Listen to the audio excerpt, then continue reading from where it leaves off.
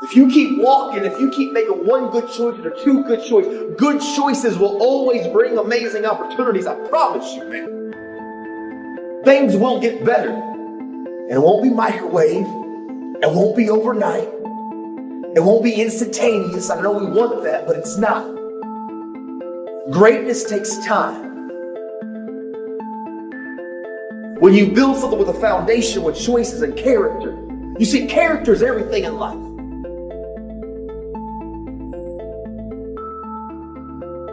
In this room, I promise you, if some of you will just begin to take ownership of your life, and some of you probably are already thriving and doing phenomenal and making good choices, I want to say keep going. Don't give up. Keep pursuing it, because I promise you, every single one of you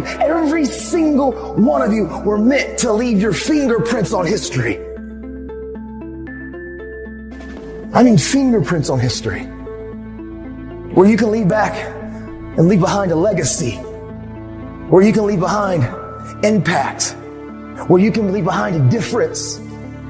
Every one of you are fully capable of leaving your fingerprints on history. Don't become complacent because it's easy. Continue to challenge yourself. If it's easy for some of you, don't become complacent. Continue to find set goals, raise the bar, raise the expectation.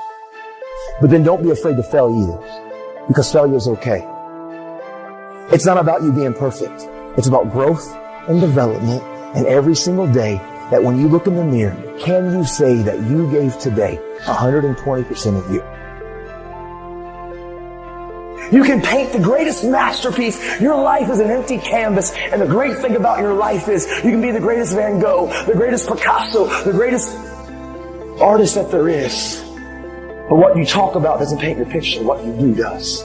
See, on your hands and your feet are these paintbrushes, and the choices that you make is what paints your picture.